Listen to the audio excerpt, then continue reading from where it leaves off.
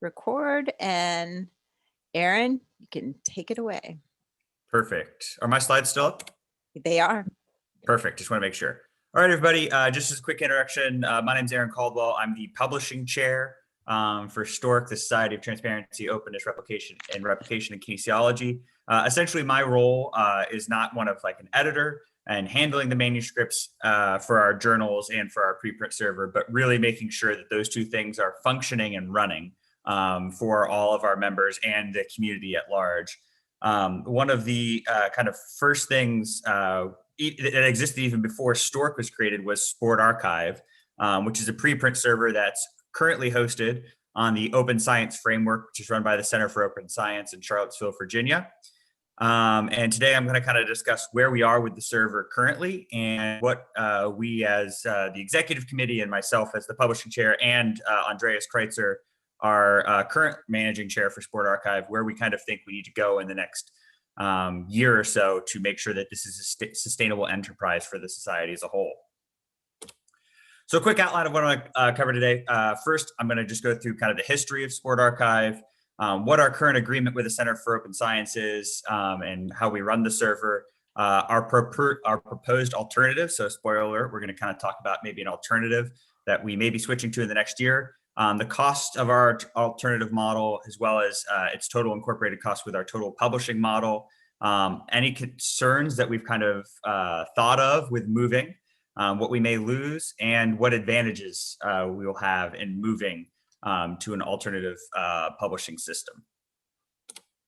So one quick thing, John Mills, the founder of SportRxiv, was actually kind enough in the past month to create a work in progress timeline for what's happened with SportRxiv. And I just kind of quickly want to show what that looks like. You know, SportRxiv was only founded back in 2017, so it's less than 4 years old.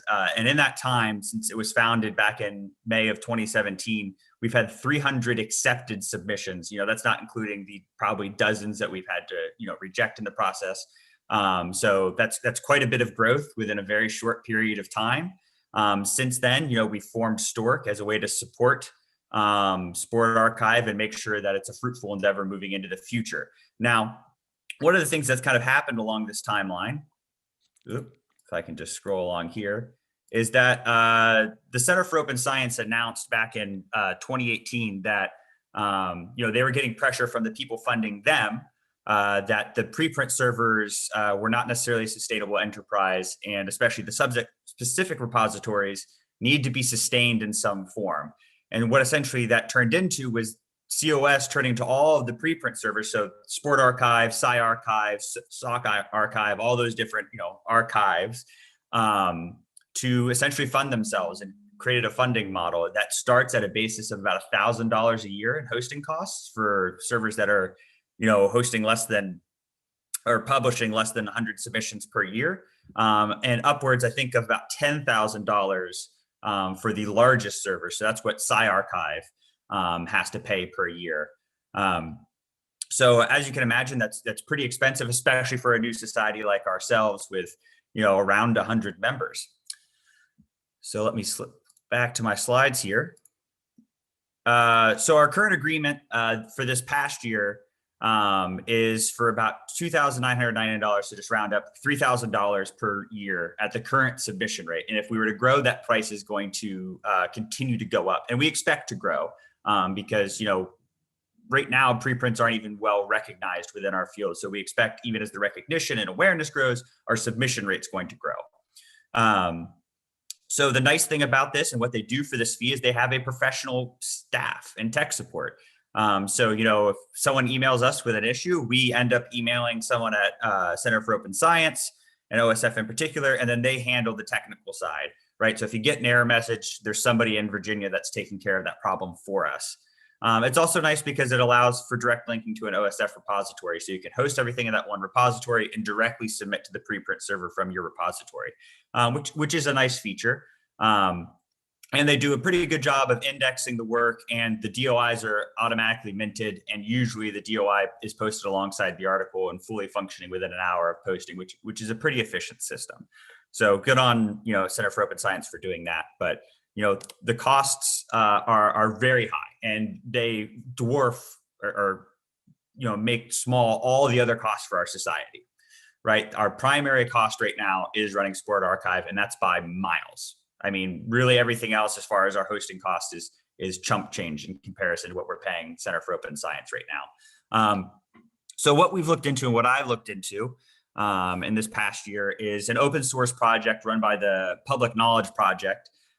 It's the same people that built our journal system. So we have 2 journals right now, Communications in Kinesiology and Registered Reports in Kinesiology, and they both run on the open journal system, which is created by the Public Knowledge Project, which all that essentially means is it's a bunch of base code. We can load that onto a server, and then it is a functioning journal, so long as we do all the maintenance and coding and all of the underlying work for it.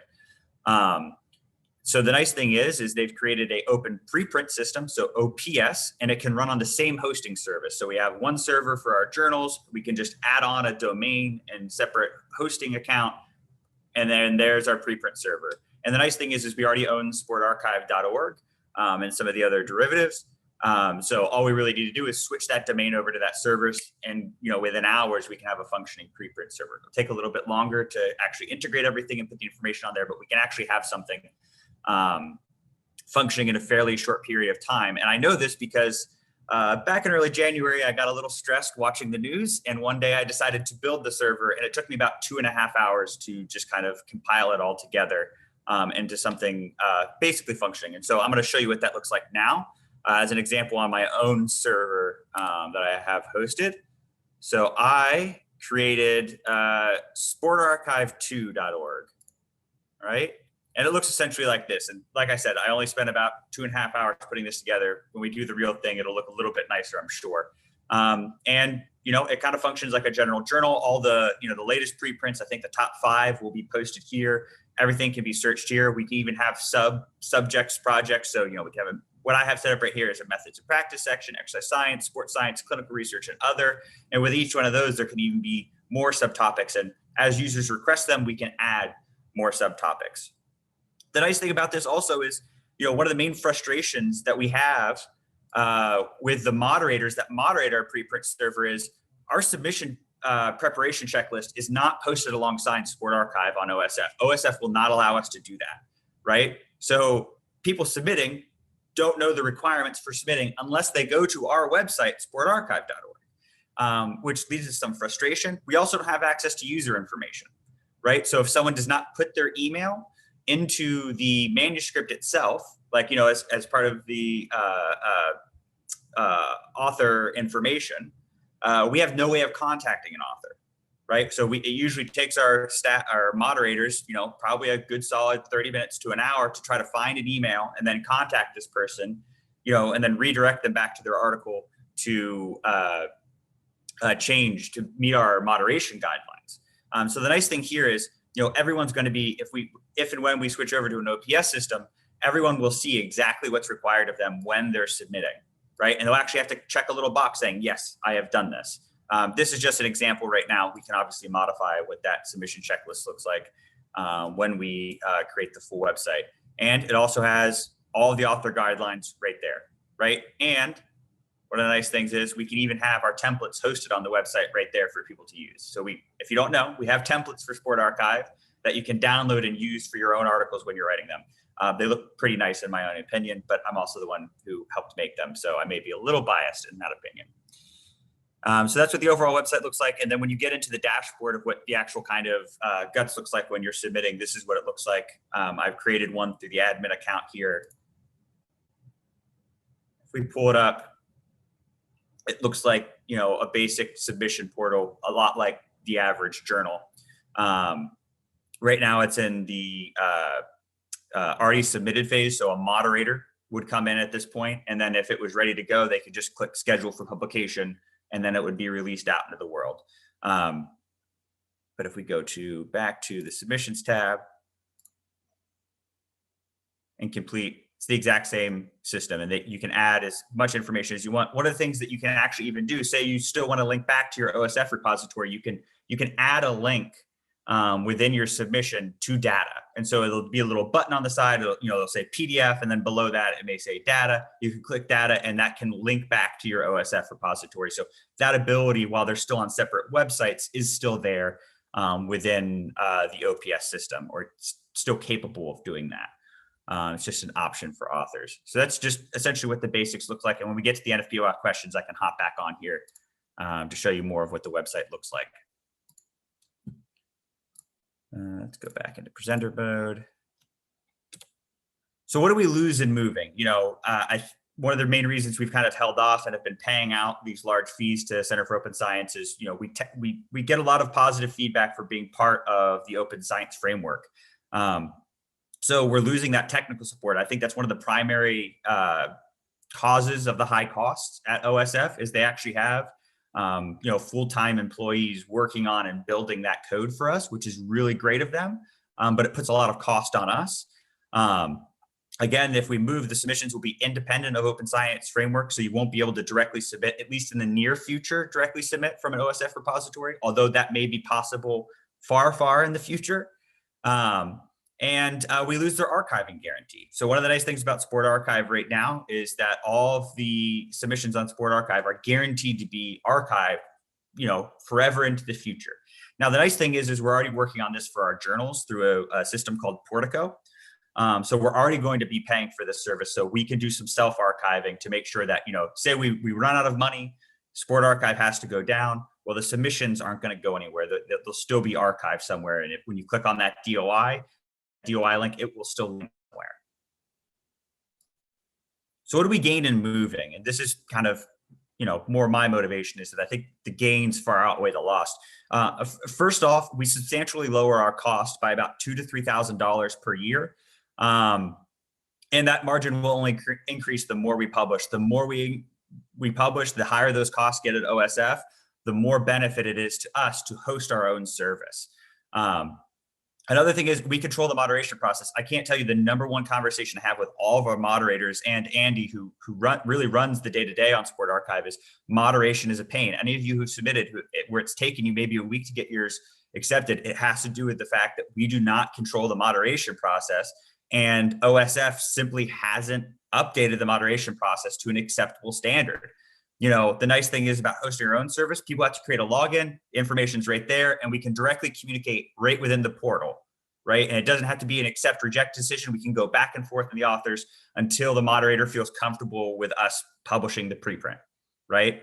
Again, this isn't a review process. This is just a moderation process and making sure those boxes are checked and, and making sure that the appropriate information is on the document that's being submitted.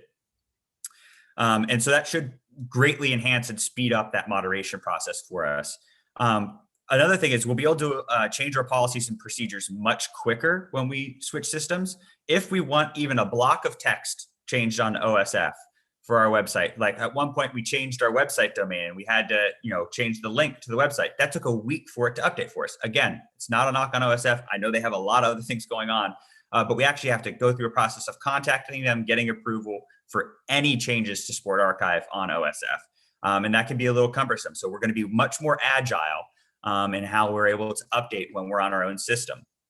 Another thing is eventual integration with our journals. OSF's been talking about this for a long time, but I think we can be much quicker to getting this done.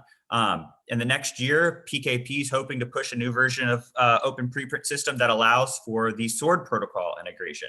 And this is just a fancy way of saying you post your preprint and there'll be a button to directly submit to a journal, right? And right now that journal the first journal that would be in there would probably be Communications and Kinesiology, which is the primary journal for our society for non-registered reports, that is. And the decision of who we integrate with will be up to us, right? There is no agreement with OSF right now saying that they ever will, or we'll be able to decide what journals we integrate with, right? So we can make agreements in the future with places like Medicine and Science and Sport and Exercise, or with European Journal of Sports Science. All those other journals we can work with and get that SWORD protocol set up so that we can directly submit. Now, that's a two-way agreement. Who knows if those societies would be interested in partnering with us, but we would be able to kind of regulate what that looks like. Another thing is, with the costs increasing, one of the discussions we've had as an executive committee is regulating the access to SportRxiv, and that's not access to the articles themselves, but access to the ability to use the server, right? We have a certain amount of freeloaders, people who aren't members of the society but still use our preprint server. And one of the nice things is if we host our own service, we can regulate the access by integrating our membership role with the user role on the OPS server. So if we had to eventually, as kind of a cost containment measure, make it a private server for member use only, we could do that if we host it on our own website. So projected costs, and I think this is really the heart of the matter, because when you're getting in values of $2,000 to $3,000 just minimum for our preprint server, that's quite a hefty chunk of change. So right now our hosting services are going to cost us right about $150 per year, plus or minus $10, and that includes all of our domains and all of our services. So right now we have 2 journals. We've added a publishing arm for open textbooks. And this would also include adding SportRxiv as a separate server. We are a Crossref member, so that's how we're minting our DOIs essentially. That costs us about $275 per year. That does not change with adding SportRxiv, so we're already paying that amount, whether or not SportRxiv is hosted by us or not. The registration cost, so in addition to the $275 per year, we're charged $1 per journal article and 25 cents per preprint, right? So really, it's not costing us that much more to switch over to the OPS system as far as Crossref goes. Portico, our archiving service that we're going to be adding in the next year, that's $250. Again, that cost does not change by adding SportRxiv. It will be $250 regardless if we have SportRxiv hosted or not.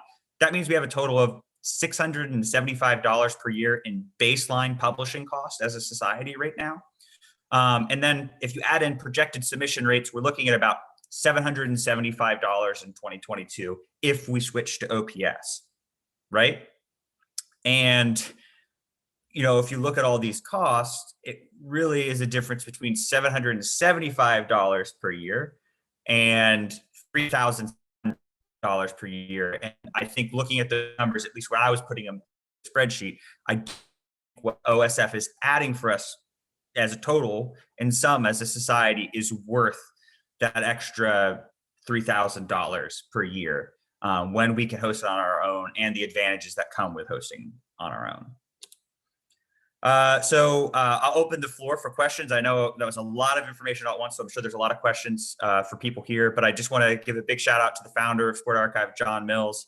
Without him, this would not have been possible. I was quite skeptical actually when SportRxiv when I first learned of preprints, and he's really kind of made me a convert over the past few years. And I also want to thank our early users of SportRxiv. When we have been on OSF, we're now at 300 plus submissions, and we wouldn't be here today if it weren't for you either. So thank you, everybody, and I would love to hear any questions you have.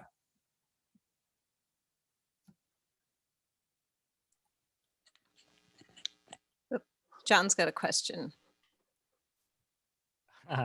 I almost said the exact phrase then. It's not a question as much as it is a comment. But I was just going to say this, half the room actually is people that help contribute to developing SportRxiv. So I very much appreciate Aaron pointing it to me, but people like Matt and Rosie and whoever else is in the room, Zach, you guys have all been part of this as well. So thank you. I guess one of the only things that I wanted to mention in terms of the benefits of being part of the Centre for Open Science that perhaps Aaron didn't mention is that kind of wider credibility angle. I don't think so if we'd have started SportRxiv on OPS, I don't think we would have got here, frankly, because I think the widespread uptake of OSF and people's knowledge of the Centre for Open Science has really kind of carried us along with it to a certain extent. That there's a great deal of credibility by being linked to them. Now, is that worth £3,000 a year? Have we reached a level of maturity that we can step aside now? I don't know. But I do believe in Aaron, and I do believe in our community, and I think that we could I think what Aaron has produced already is really good, and I would be very much up for giving it a go. So that's just more of a comment than a question. Good comment there, John. And, you know, I've had discussions with many people about this kind of, you know, leaving the stalwart that is OSF. And I kind of look at it two ways. Yes, it was very good in starting, and, you know, having that relationship standing side by side, it lent us a lot of credibility. But I think also, you know, we're kind of big enough and doing enough at this point where it also shows a lot of maturity for our society to be able to make that jump. So I think, and I think also another thing is, you know, OSF's not allowing for people to donate to them to support SportRxiv and that money going to us. So if you donate to OSF right now, or Center for Open Science, and you say $150 and you memo it to SportRxiv, that does not discount from our rate, right? And so my feeling is if that people want to donate, support SportRxiv, they don't really feel the need to donate to us because they think Center for Open Science and OSF is really the framework. And if we move to our own service, I think that people would have much more motivation to support Stork and our own server if that were the case. But that's my opinion. That I really have no idea of predicting what the behavior and uptake is actually going to look like. I think my opinion is from very much a very, very naive and very much a newbie point of view, newbie to the society and newbie overall. However, I think that the majority of people, I think being part of OSF at the very beginning to get started is hugely important. I think most people won't really know what the background is at this point, because I think SportRxiv is quite well known. I think most people are just like, all right, the preprint server. General users, my instinct would be that people won't really mind or notice at this stage because it's kind of already well used enough. I know I wouldn't notice as a user, but that's a very naive newbie point of view. I really don't know very much about it. I would agree with Emma, though. In converting some graduate students to pre-printing over the last couple of years, I converted to pre-printing on SportRxiv before using the Open Science Framework, which is kind of backwards to us because we're involved in this community, and we're, like for me, I was already using the OSF before I pre-printed.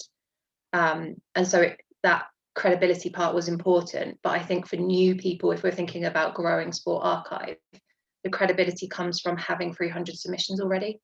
Like that's a big deal at this point, I think. And so, yeah, I agree that the credibility aspect might not be as important moving forward now that we have a record of success. All right, so James or Matthew, do you have a comment on credibility? Otherwise, I'll go to Jennifer's question. Yeah, I mean, well, more in terms of speculation around behaviors if we were to make the change. I wonder if there's, broadly speaking, two kind of demographics that this might have an impact on. You know, I think initially you probably have some people out there in the kind of broader sort of toying with the idea of more open, transparent science who, those are the kinds of people who I would anticipate are aware of OSF and things like that. And for them, like it adds that, lends that little bit of credibility because they're already aware of it. I think when you step outside the broader community into just normal sport and exercise science or kinesiology or whatever you want to call it, like most people don't even know what OSF is. So for those people, I don't think it adds any degree of credibility until they've learned what OSF is and they've already become part of the wider community, even if they've not necessarily begun engaging in that behavior of, you know, submitting to SportRxiv. So I think, I don't know, with 300 submissions, maybe we're already at the point where we've got the low-hanging fruit of those people who are sort of already in that community, and moving away isn't going to have an impact on their subsequent behaviors. But yeah, and I don't think because of that, it will have an impact on the harder to convert people in the broader community who aren't necessarily, you know, who wouldn't think of themselves as part of open science already. Matt, did you have something on that? topic. All right. So I'll just jump to Jennifer had a question about if we have any idea of technical problems that occur, specifically the ones that COS has been supporting for us. It's fairly uncommon, but it happens. And it's usually something I don't get to see what those errors actually are. I just usually get email from someone being like, I get like a red screen or, like some random block of text when I hit a button and this happens. And then I usually, contact my contact and be like, hey, I don't know what's happening with this. And then I usually get an email like in an hour and a half saying problem resolved. Right. And that usually happens, I want to say 2 to 3 times a year. The nice thing about making this jump is it runs almost on the exact same. There's like very minor differences between open preprint system and open journal system. So I'm very familiar already with the types of problems we'll run into. So when we make that jump, I'm sure there's going to be glitches. I'm sure there's going to be issues, but it's no reason to panic because it's something I've probably seen before.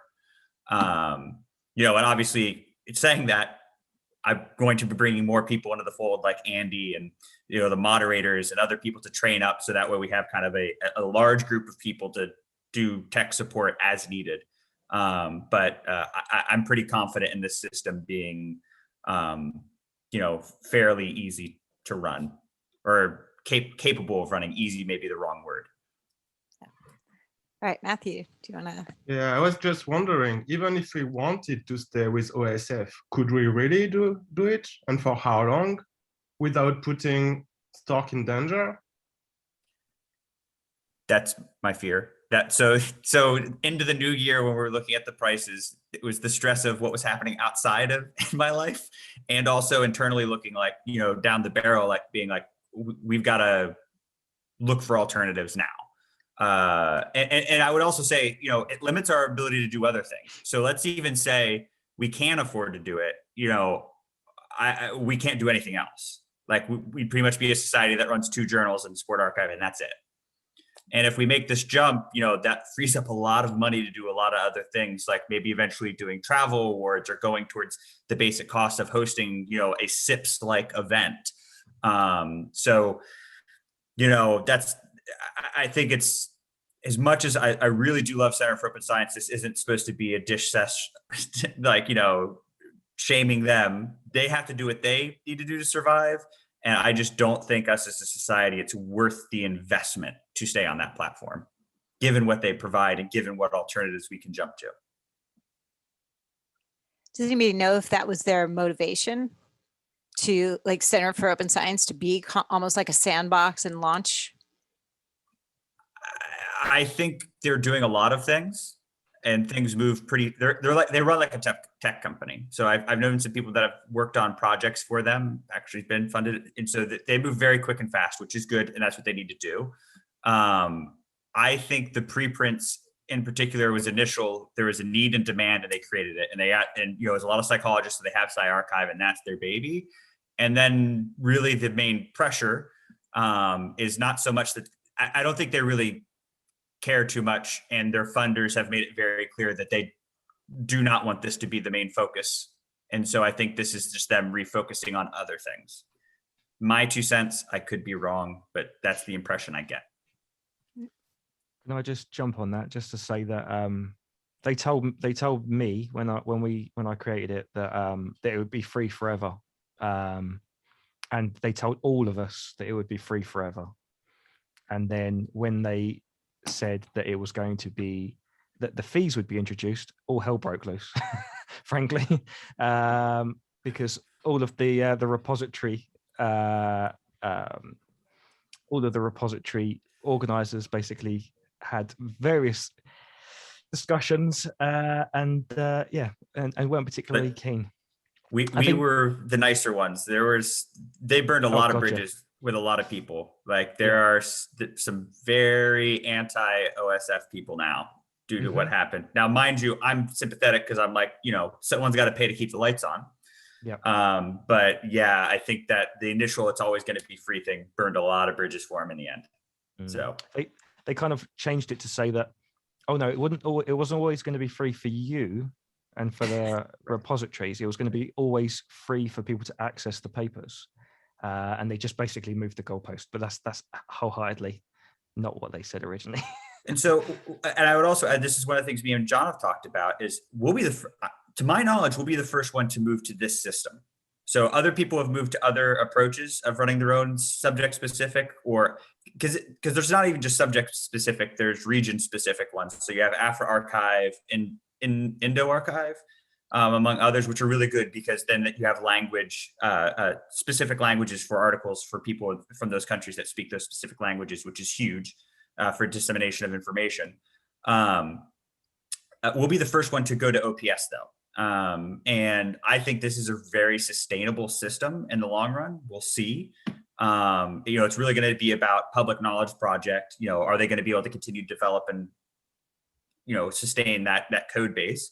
But we could eventually be in a situation where we lead the way and maybe bring other preprint servers over with us and kind of create maybe a consortium of subject specific preprint servers. This a goal that me and John have talked about, and it's probably a very long way away. But I think this may be kind of, a potential future for these subject specific repositories of kind of banding together and running these servers in tandem. So. Yeah, I'm going to let Matt in. I know he's got his hand up and had it up for ages, but yeah, just on that. So one of my concerns when this was first proposed was, aren't we just changing our dependency on the Center of Open Science for a dependency on to PKP? And to an extent we are in the short term, but I do think that because their software is open source, that at least we can maintain it, even if their money does run out, because they're effectively run by a couple of individuals that have had some funding and things, but they don't have the same kind of support structure as Center for Open Science.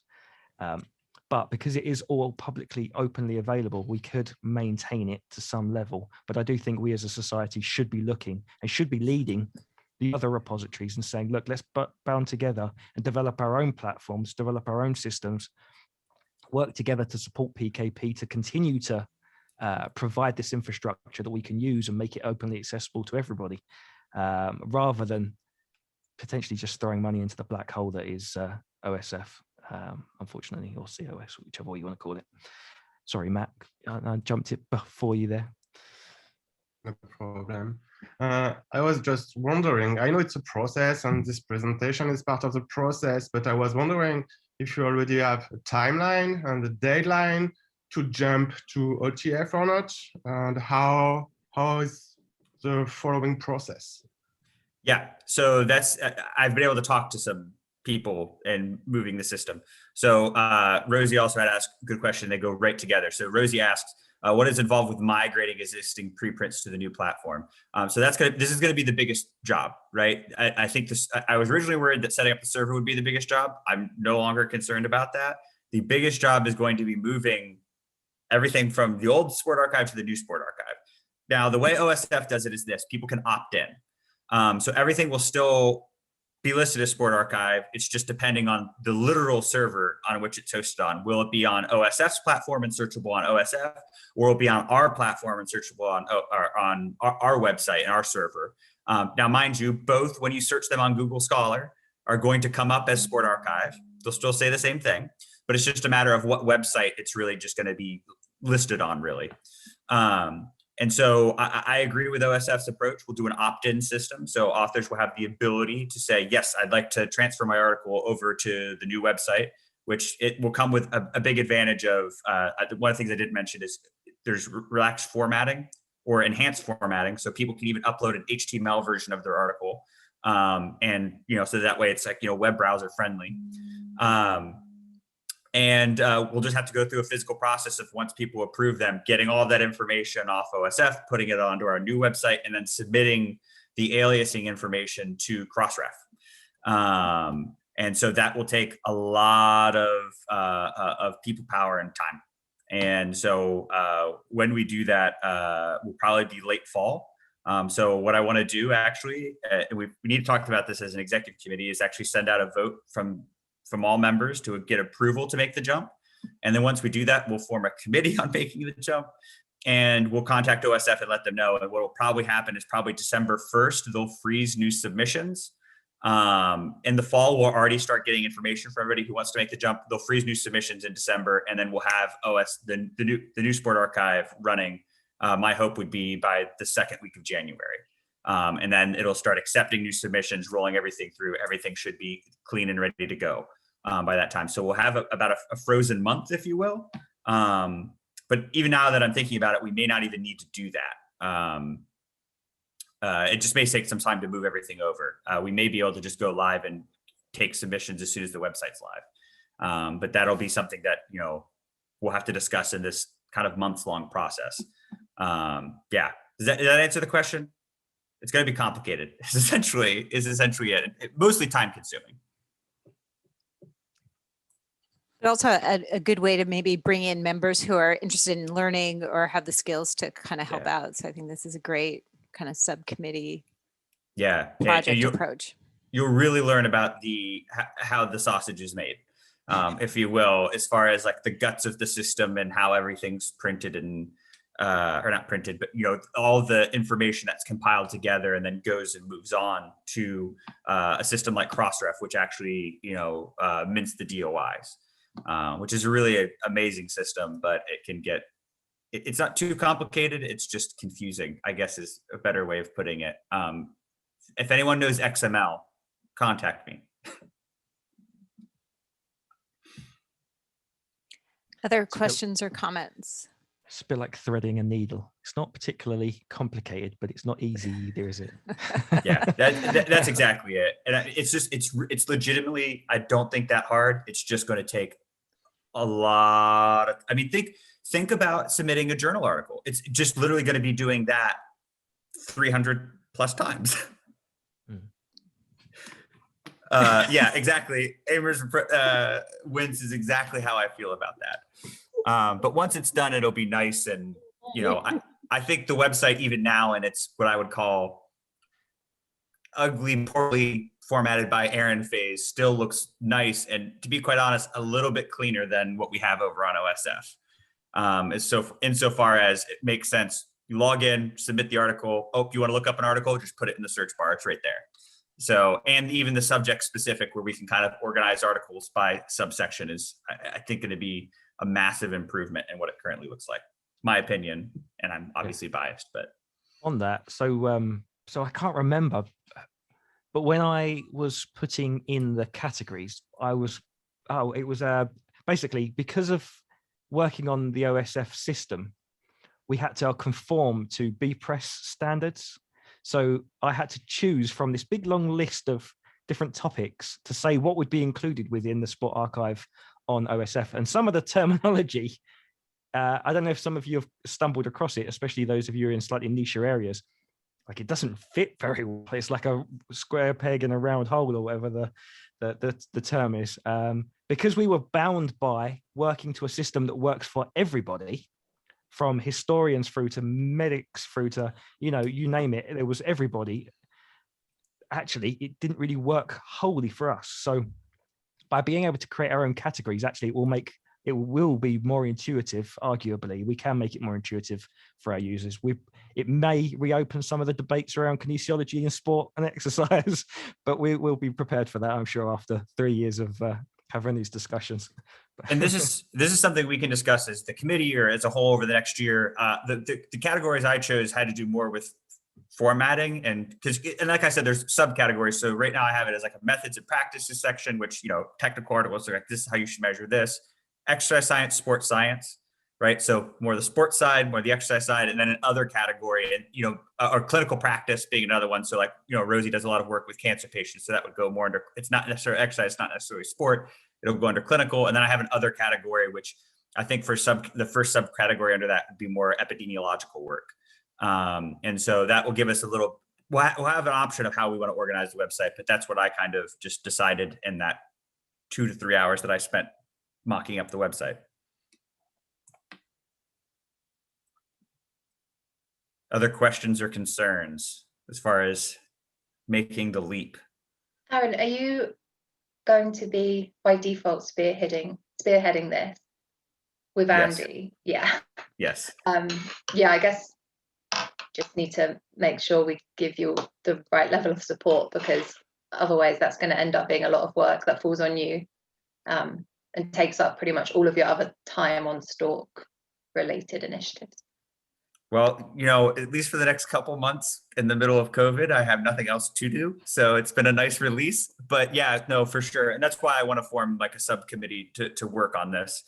And it's also good because, as Zach was mentioning a couple of weeks ago with the journals, it's like, if I disappeared tomorrow, we'd have a lot of issues. Because there's some things where it's like, I just learned how to do it on my own. So this will be a very good process in that it's going to teach quite a few more people how, like, again, how the sausage is made. So that way, if I do, like, something terrible happens to me and I just fear something, somebody else can step into the gap. So yeah, for sure. Yeah, absolutely. I think it'll be important. John, were you Vanessa? referring to topics? Just generally. So if people have noticed that there's problems in the submission, or there's things that they would like to see as part of SportRxiv, or things that they kind of felt that should be there previously. I know this is a big question. It's not something that probably people are going to have loads of suggestions off the top of their head. But over the next couple of months, while we are making these plans, now is probably the time to think about these things, because starting with a new site is much easier than trying to retrospectively or retroactively fit things to it, if that makes sense. We are still bound by certain things with OPS, but it's certainly easier to do it from the beginning than to add it in. Good question, Emer. I had that question too. Do you see that in the chat? Yes. And just as so two things. I completely agree with what John said. One thing I would mention is that OPS is still very early in development, hence why it looks even the way it does. So let me go to, just so everybody can see what the hosted preprint will actually look like, or would look like as of now. So that way people can kind of get feedback on what they want to see as part of the system. So, we can put in requests to Public Knowledge Project and say like, hey, is there any way we can add, such and such as part of the submission portal? But let me share my screen again. So this is what, do you guys see this Public Knowledge preprint server? Is that what it says? Yep.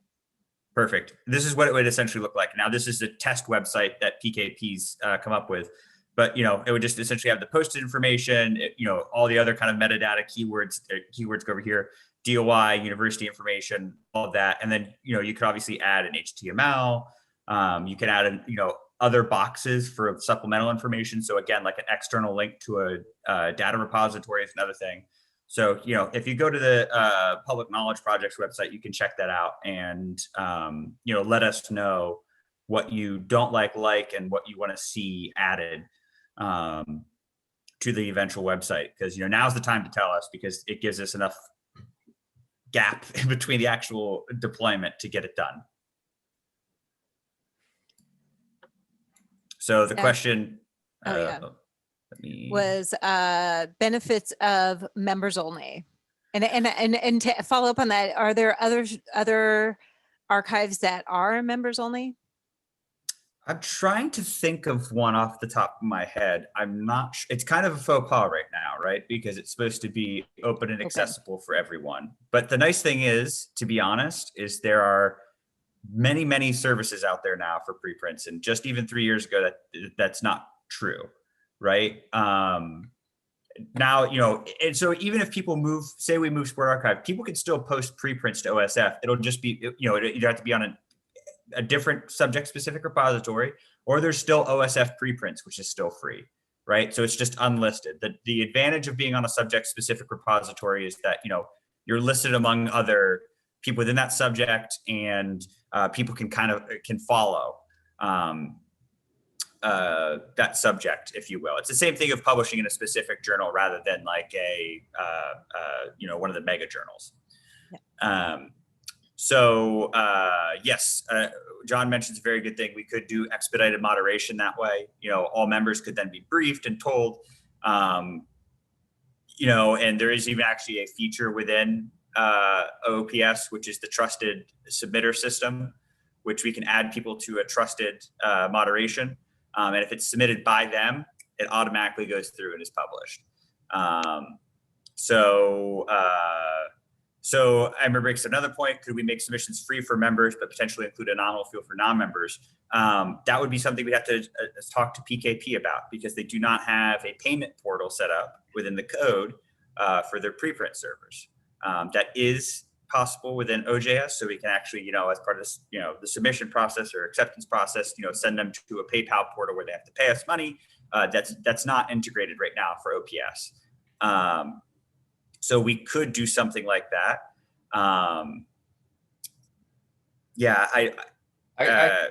I question whether that's even a good idea, though, because if this move is going to save costs and then our remaining costs become minimal, right, for the journals and everything else, we're already having some income from memberships, and eventually we might be able to use that for conferences or things like that. Who knows? But I'm not sure if we should be thinking about additional revenue streams at the moment, because it's not critical to the survival of Stork if we make this jump. I would agree. My personal opinion is that we keep it free for a while for everyone, SportRxiv at least. I would say if we're very big, then maybe we exclude it for just members, right? Because if we're publishing, like, say, even 500 a year with just members, I'm fine with just saying it's just for members, because then it's like our own community, if you will, on that server. And that may even be a good regulation point, in the sense that you have to be a member, you have to abide by the standards of the membership, right? So you can't just be posting very nasty takes and things on our server, right? So then it becomes more of a community resource more than anything. That would be the model I would like to see for the preprint server if we get to that point, but I think we're a long ways off. I think if we're going to charge for anything at this point, it would be to charge non-members for submissions to our journals, because labor-wise, that's way more work. Take it from the person who just typeset the first 2 articles we just published today. So that would be my proposal, at least, is to offset those costs, the preprint costs, onto the journals themselves. My 2 cents, but this is something that I think is going to be dynamic and we can develop over the next few years. John, did you have a comment? Yeah, it's just, I think this is building on discussions we've had in the past around how we add value to members beyond, because at the moment there really isn't any benefit to being a member. Everybody gets the same benefits. And whilst that view originally was this kind of like, we don't want to take a transactional approach of, well, if you give us money, we'll give you this. We wanted it to be an open resource for everybody. But within SportRxiv, we've had 500-600 unique users at least, and we've got 100 members of Stork. So one in 6 people is actually following through with supporting us with membership. So the data doesn't really help us. It doesn't really suggest that people are overly forthcoming in helping to keep this stuff alive. So if they're not going to help voluntarily, they may have to get to the point where they are forced to help if we have to keep the lights on somehow. So I think it would be the nuclear option. I think we should ask first for that kind of, like they do with open source programs, like buy me a coffee kind of thing. Look, you submitted to the SportRxiv. Could you donate $2 or $3 to help? Like, that would be the first step. But then the nuclear option, I think, further down the line is, look, give us some cash. We can't do this for free. So this is, to piggyback on what you're saying, John, this is another big thing. OSF will not share with us user information, period. So again, like, this is not only a problem for moderation, this is also a problem in gathering support. I've heard from people, I've talked to people who are like, oh, I've never known that it costs money. I've never, I didn't know who to donate to. And we can't contact them. When we make the move, every registered user will be part of our contact list. Now, we have a privacy statement. We're not selling that information, but we can send out announcements saying, like, hey, SportRxiv needs your help. Hey, by the way, this is our cost for the year. Like, help meet our goal of $750 by the end of the month or something like that, right? We can start running fundraising from our own platform by asking users to support. And, I think one of the big things is, there are some people where they are not going to be able to financially support us. Graduate students, classic example. I did not have money when I was graduate student to support SportRxiv. Now I do. And we can even make that call out to people saying like, hey, you're not even just supporting your own ability, you're supporting hundreds of other people who have to use this platform for free. So yeah, that's another big advantage, is just kind of having the user information, I think, is another big advantage of owning our own platform. So I think what you mentioned about the journals is how they were originally conceptualized, but we've held off on fees because we're non-member fees, because we're just trying to get submissions at this point. Yeah. Hint, everyone in this room, please consider submitting. We have 1 IPA in registered reports in kinesiology, and now 2 published in communications and kinesiology. So Aaron, my question for you is, how many people do you think you want to help with this task? Are there any minimum technical skills? And when do you think we should solicit member help and ask for this, special task force? So this is what I'll say. Give me a month to talk to Andy and get things organized, and also talk to our helpful IT person, Derek, to get things organized, figure out, and also to contact OSF. And we have to get the vote first. I do want to get a quorum from members and approval, that as well, and then contact OSF, figure out from them what that process is going to be from them and what information they'll be sending us, what they will and won't be doing. And then once we have that, we can form a committee, because I don't want to form a committee and tell them we're going to do X, Y, and Z, and then find out it's completely 3 different tasks, if you will. So we've paid our first quarterly payment for 2021, John, and answer your question. And so I suspect it'll probably be mid-May when I'll put out the call. My hope is to get 5 to 10 more people to work on this, maximum 10. I think any bigger than that, and it's going to be like herding cats. I really think a core team of probably 5 to 6 people is going to be more than enough to do all the migration. And to be honest, actually 5 to 6 is what I'm going to cap it at, because I think any bigger than that, and we're going to have miscommunications and misfires as far as the transfer goes. So yeah, that's what I would say. So next couple months, get organized, make sure we have membership quorum on this decision, contact OSF, get everything set up, and then send out the call and get a small committee set up to do this. And while you're going through that process, if some of the SportRxiv moderators are going to join that committee, then the other moderators can agree to up their moderation requirements for that month or 2 to take the pressure off the people that are going onto the committee. Yes. Well, actually, I mean, will those requirements stop because it's frozen? Well, we won't stop taking submissions until we're pretty much ready to launch the new service. And not to mention, we've already signed a contract to pay for the whole year. So I don't want to freeze our members out in particular when I've taken their money and paid OSF for the service. And that also gives us way more time to update and make sure our server looks great. So as an example, like if you go to sportarchive2.org right now, you'll get a login page, right? And so when we migrate the domain over to our hosting service, we can have a working server for months, if you will, that's not visible to the public yet, right? And that way the committee can be working feverishly, making sure everything looks great and functions perfectly before anybody sees and can interact with the website. Because I think image is still huge for us at this point. Did I answer the question there? Okay. Other questions?